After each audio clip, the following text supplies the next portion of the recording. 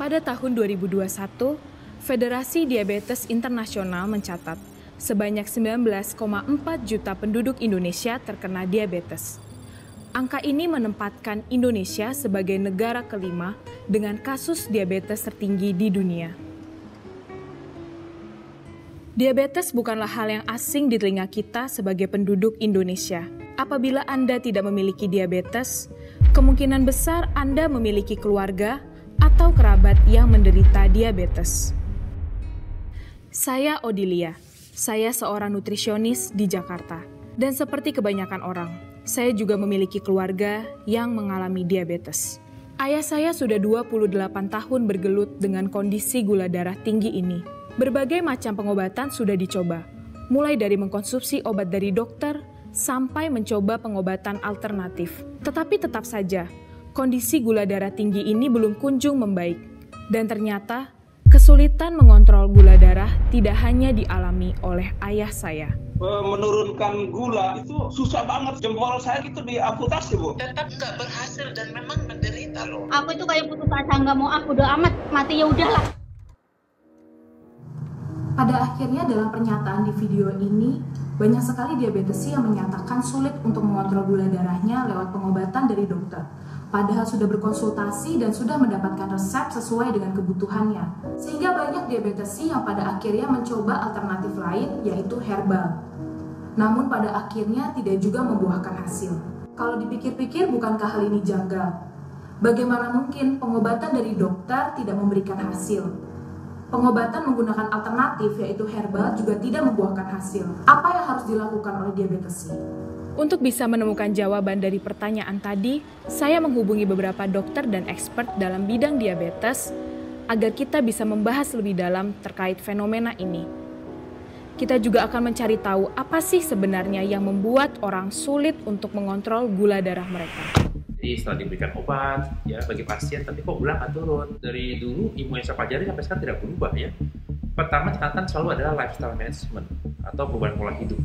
Itu pola makan Anda, pola diet ya, makan minuman, kemudian juga ya, olahraga. Ya, sebenarnya pemahaman diet itu memang agak ini ya, orang kalau udah dengar kata-kata diet ngebayangin semuanya harus dibatasi. Sebenarnya diet itu adalah mengatur pola makan, baik buat naikin berat badan atau buat turunkan berat badan, atau ada capaian-capaian tertentu dari parameter laboratorium. Lagi-lagi edukasi dan memang kita tahu memang nggak gampang. Jadi pasti kita akan edukasi pasien bahwa kalau misalnya tidak merubah pola hidup sehat, ya akan sulit gitu. Ya, kalau kita bicara patofisiologi atau penyebab diabetes aja ada 13 komponen yang harus diperhatikan.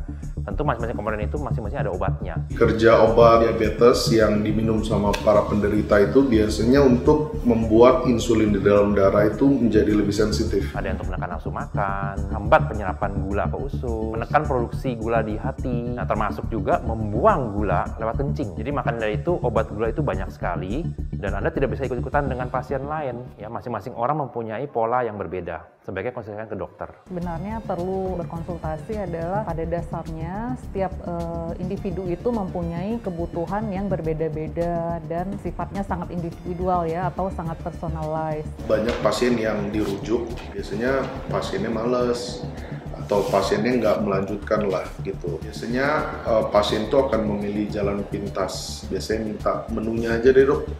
Obat makanan-makanan apa aja sih gitu, nanti perkara nanti deh. Banyak yang dokternya udah rujuk ke spesialis gizi klinik, pasiennya nggak mau, entah ya udah tau lah saya dok gitu ya, atau saya malas ngantri gitu, atau memang mereka punya mindset tidak mau diatur.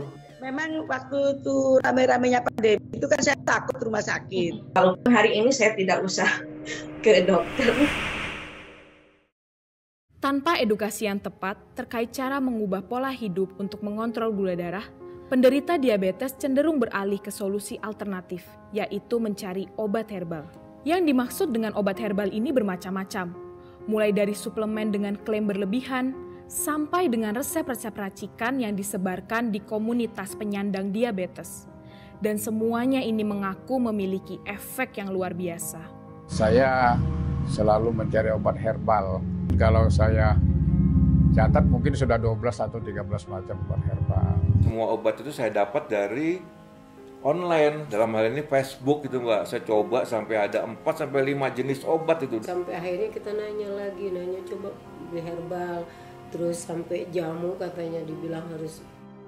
Kita nggak bisa pungkiri memang dari nenek moyang kita sudah terbiasa minum herbal-herbal. Memang sebenarnya herbal-herbal kita di Indonesia maupun di dunia ada beberapa yang sudah dilakukan penelitian ya. Seperti contohnya kayu manis ya. Kayu manis itu memang sudah terbukti bisa membantu lah pasien-pasien diabetes kita, dan sudah ada kapsulnya bahkan ya. Selanjutnya kita lihat dulu dia ada BPOM-nya apa enggak, izinnya gimana, udah pernah uji klinis apa belum, agar kita tahu gitu zat aktif yang ada di dalamnya, berapa jumlahnya, dan mengetahui efek samping dari obat herbal itu gitu. Anda harus tahu nih herbal ini manfaatnya apa ya, cocok nggak untuk kondisi saya ya, kemudian ada nggak efek samping itu, manfaatnya apa dan efek sampingnya apa.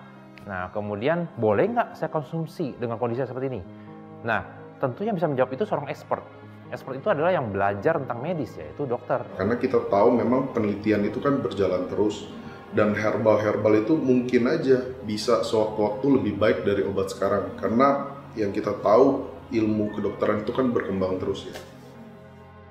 Karena jangan sampai gini, misalkan saking percayanya pada satu produk herbal, pada akhirnya udah saya nggak mau minum obat dokter sama sekali deh, saya depend on herbal aja. Itu kejadian dan tidak sedikit, dan pada akhirnya balik ke kita, ke para dokter, dalam 1-3 bulan hancur. Tidak ada salahnya ingin mendapatkan kesembuhan dari diabetes, tetapi jangan sampai karena ingin cepat sembuh membuat Anda menghabiskan banyak waktu dan uang kepada hal yang sebenarnya tidak membantu kesembuhan Anda. 3 hal yang harus ditanamkan untuk mencapai kesembuhan diabetes. Pertama, hanya mengandalkan obat dokter tanpa perubahan pola hidup tidak akan mendatangkan kesembuhan. Kedua, kita harus lebih kritis dalam memilih pengobatan alternatif. Dan ketiga, kesembuhan diabetes itu tidak instan. Perlu proses dan komitmen untuk mencapai kesehatan gula darah.